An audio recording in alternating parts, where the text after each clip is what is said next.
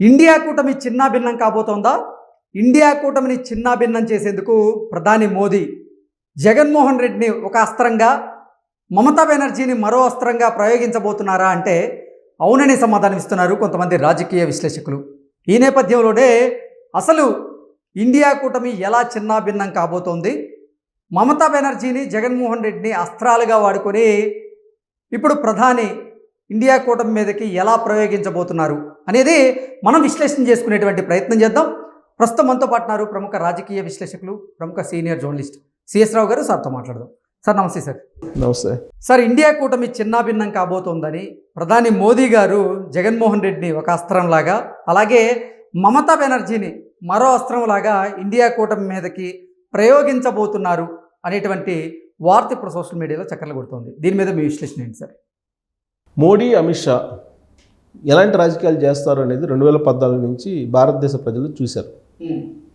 ప్రత్యర్థుల్ని ఎలా చిత్తు చేయగలము, ఎలా చిత్తు చేయాలి, చిత్తు చేయడానికి ఎవరిని ప్రయోగించవచ్చు అనే దాని మీద ఆరితేరిపోయినటువంటి లీడర్లు నరేంద్ర మోడీ అండ్ అమిత్ షా గారు. ఇప్పుడు ఇండియా కూటమి స్ట్రాంగ్గా ఉంది.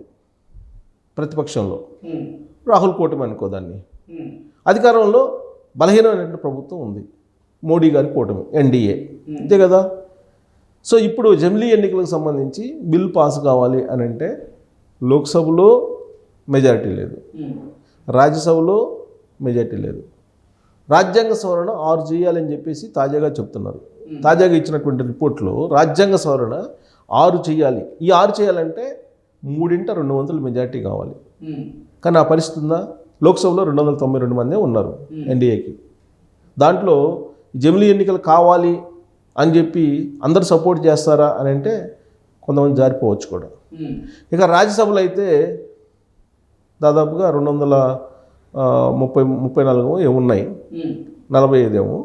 సో దాంట్లో 112 మంది ఎంపీలు ఉన్నారు బీజేపీకి, 85 కాంగ్రెస్ కూటమికి ఉన్నారు, ఇండియా కూటమి. సో ఇలాంటి పరిస్థితుల్లో నీకు 2/3 మెజార్టీ అయితే లేదు.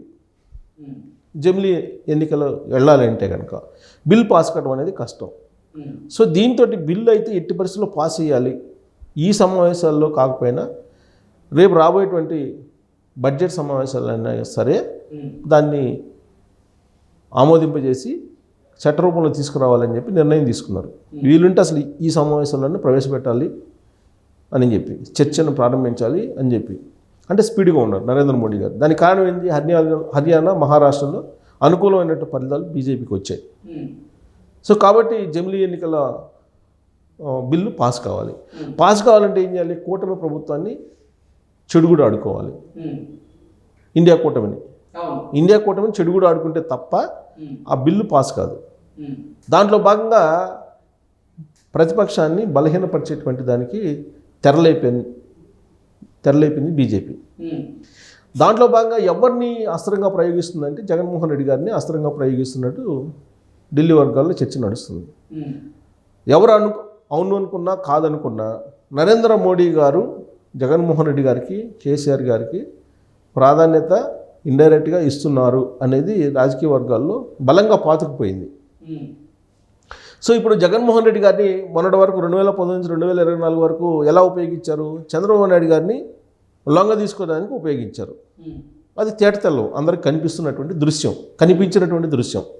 లాస్ట్కి చంద్రబాబు నాయుడు గారిని జైల్లో పెట్టేంత వరకు కూడా జగన్మోహన్ రెడ్డి గారిని ఉపయోగించుకున్నారు. ఇది నగ్న సత్యం. ఆ తర్వాత ఇప్పుడు జగన్మోహన్ రెడ్డి గారు ఘోరంగా ఓడిపోయారు. దీంతో అతని ప్రాధాన్యత తగ్గింది.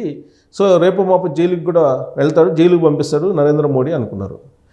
సో జగన్మోహన్ రెడ్డి గారిని ఇంకా వాడుకోవడానికి అవకాశం ఉంది కాబట్టి ఆయన్ని అలా ఉంచారు. ఇప్పుడు ఎక్కడ ఉపయోగిస్తున్నారు ఆయన్ని?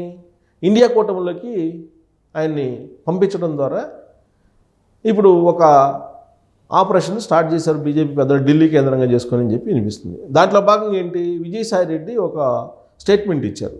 ఏం స్టేట్మెంట్ ఇచ్చారు? ఇండియా కూటమికి దీది అంటే మమతా బెనర్జీ నాయకత్వం వహిస్తే బేషరతుగా మేము మద్దతు ఇస్తాము అని, వైఎస్ఆర్ కాంగ్రెస్ పార్టీ బేషరతుగా మద్దతు ఇస్తాము అని చెప్పి. అంటే ఇండియా కూటమి ఇప్పుడు ఎవరి ఆధ్వర్యంలో ఉంది? కాంగ్రెస్ పార్టీ ఆధ్వర్యంలో ఉంది ఇండి కూటమి. దానికి నాయకత్వం ఎవరు వహిస్తున్నారు? పరోక్షంగా రాహుల్ గాంధీ వహిస్తున్నారు, అంతే కదా. గాంధీ ఫ్యామిలీతో ఉంది. సో గాంధీ ఫ్యామిలీ ఆధ్వర్యంలో ఇండియా కూటమి ఉండకూడదు, ఇది కాన్సెప్ట్. ఆ కాన్సెప్ట్ ఇంప్లిమెంట్ చేయాలంటే ఆ బలమైనటువంటి అంటే బీజేపీ, కాంగ్రెస్, ఇతర పార్టీలు ఏమేమి కనిపిస్తున్నాయి మనకి? తృణమూల్ కాంగ్రెస్, వైఎస్ఆర్ కాంగ్రెస్ పార్టీ అంటే చెప్పుకుంటున్నటువంటి పార్టీలు, బీఆర్ఎస్ పార్టీ, ఇలా ఈ కనిపిస్తున్నాయి. ఇప్పుడు వీళ్ళు ఒక కొత్త దుకాణం పెడితే ఇప్పుడు కాంగ్రెస్ కూటమి అంటే ఇండియా కూటమి మహారాష్ట్ర, హర్యానాలో ఫెయిల్ అయింది కాబట్టి కాంగ్రెస్ ఆధ్వర్యంలో లేదా రాహుల్ గాంధీ గారి నాయకత్వంలో ఇండియా కూటమి బలపడదు అనేటువంటి ఒక చర్చ ఎన్నికల ముందు వచ్చింది. ఇప్పుడు ఈ ఎన్నికల జనరల్ ఎలక్షన్, లోక్సభ ఎన్నికల ముందు వచ్చింది, ఇప్పుడు అసెంబ్లీ ఎన్నికలు మహారాష్ట్ర, హర్యానా తర్వాత కూడా వచ్చింది. కాబట్టి రాహుల్ గాంధీ ఆధ్వర్యంలో పక్కన పెట్టేసాలి ఇండియా కూటమిని. పక్కన పెట్టి ఎవరి ఆధ్వర్యంలో దాన్ని బలపరచాలి అని అంటే మమతా బెనర్జీ ఆధ్వర్యంలో దాన్ని బలపరచాలి అనేటువంటి ఒక ప్రతిపాదన తీసుకొచ్చింది. మమతా బెనర్జీ కూడా ముందుకు వచ్చింది. ఎందుకు వచ్చింది మమతా బెనర్జీ? మమతా బెనర్జీ సొంతంగా వచ్చిందా అంటే కొన్ని అనుమానాలు ఉన్నాయి. నరేంద్ర మోడీ గారు తెరవేనుకుండొచ్చు మమతా బెనర్జీ విషయంలో అని కూడా. ఎందుకంటే వాళ్ళిద్దరూ దీపావళికి ఈయనకి శారీ ఈయన పంపిస్తాడు, ఆయనకేమో ధోతి లాల్చి ఆమె పంపిస్తుంది నరేంద్ర మోడీ.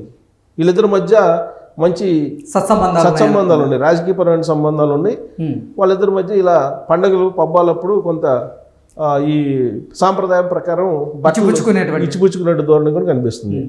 అంటే మమతా బెనర్జీని ఇండియా కూటమికి నాయకత్వం వహించమని సంకేతాలు ఎవరు ఇచ్చారు అని అంటే నరేంద్ర మోడీ గారే ఆమెను ప్రోత్సహించి ముందుకు పంపించారు అని చెప్పి అదొక టాక్ నడుస్తుంది. ఇప్పుడు లేదంటే మమతా బెనర్జీ ఇప్పుడు వచ్చి నేను ఇండియా కూటమికి నాయకత్వం వహిస్తానని చెప్పి ఎందుకని అంటారు? ఆవిడ అనగానే నేను సపోర్ట్ చేస్తానని చెప్పేసి వైఎస్ఆర్ కాంగ్రెస్ పార్టీ ఎందుకు వచ్చింది? ఇంకోటి ఏంటంటే విచిత్రమైన పరిణామం, ఆర్జేడీ, కాంగ్రెస్ పార్టీతో ఉన్నటువంటి ఆర్జేడీ లాలూ ప్రసాద్ యాదవ్ ఆయన ముందుకు వచ్చాడు, వాళ్ళ కొడుకు తేజస్వి యాదవ్ని పంపించాడు, దీదీకి మేము సపోర్ట్ చేస్తామని. అంటే కాంగ్రెస్ కూటమిలో ఉంటూనే ఆయన బహిరంగ స్టేట్మెంట్ ఇచ్చారు. ఇండియా కూటమిలో చీలికలు మొదలయ్యాయి. ఈ పరిణామాలన్నీ కానీ ఇండియా కూటమిలో చీలికలు ప్రారంభమైనట్టే కదా. ఇంకొక అంశం ఏంటంటే ఇప్పుడు ఉద్ధవ్ థాక్రే శివసేన ఉంది, తర్వాత ఎన్సీపీ ఉంది. అవును, ఎవరిది? ఎన్సీపీ, శరద్ పవార్. వాళ్ళిద్దరు కూడా ఉన్నారు మేము దీదీకి సపోర్ట్ చేస్తాం అన్నారు. అయిపోయింది కాంగ్రెస్ కూటమి. దానికి కావాల్సినటువంటి హంగు, ఆర్భట్ల, ఆర్థికపరమైనటువంటి అంశాలు ఇవన్నీ ఎవరు చూడాలి? జగన్మోహన్ రెడ్డి గారికి అప్పచెప్పారని చెప్పి ఢిల్లీలో మరో చర్చ నడుస్తుంది. అంటే రాబోయేటువంటి రోజుల్లో సమీప భవిష్యత్తులోనే ఇండియా కూటమి చిన్నాభిన్నం ఖాయం కావడం అనేది ఈ పరిణామాలను బట్టి మనకు అర్థం చేసుకోవచ్చు. ఓకే, అంటే ఇండియా కూటమిని చిన్నాభిన్నం చేసేందుకే ఇప్పుడు ప్రధాని మోదీ గారు ఒక అస్త్రంగా జగన్మోహన్ రెడ్డిని, మరో అస్త్రంగా దీదీ గారిని ఉపయోగిస్తున్నారంటారా? అదే కనిపిస్తుంది మనకి. అప్పుడు ఆయన వేసినటువంటి పావులు, బీజేపీ పెద్దలు వేసినటువంటి పావులు ఇప్పుడు ఇండియా కూటమిలో కలకలం రేపుతున్నాయి. లాలూ ప్రసాద్ యాదవ్ ఒకవైపు మమతా బెనర్జీ జై కొడుతున్నారు, ఇంకొక వైపు శరద్ పవార్ కొడుతున్నారు, మరోవైపు ఉద్ధవ్ థాక్రే కొడుతున్నారు, ఇంకొక వైపు జగన్మోహన్ రెడ్డి జై అంటున్నారు. మరి ఈ పరిణామాలు ఏమనుకోవాలి? పని వీళ్ళందరూ శరద్ పవార్, ఉద్ధవ్ థాక్రే అంటే తీసేయండి, ఉద్ధవ్ థాక్రే కూడా పాత కాపేగా బీజేపీకి. ఇప్పుడు జగన్మోహన్ రెడ్డి గారు రాజకీయతమైన బంధం మోడీతో ఉందని చెప్పి ఆయనే చెప్పాడు కదా. విజయసాయి రెడ్డికి ఏం తొందర వచ్చింది? మమతా బెనర్జీకి మేము సపోర్ట్ చేస్తామని చెప్పి ఆయన ఢిల్లీ వేదిక చేసుకుని అనౌన్స్ చేశాడు కదా. ఇప్పుడు ఆయనకి ఎంతమంది ఎంపీలు ఉన్నారు ఆయన సపోర్ట్ చేయడానికి? లేరు కదా, పెద్ద ఎంపీలు కూడా లేరు కదా.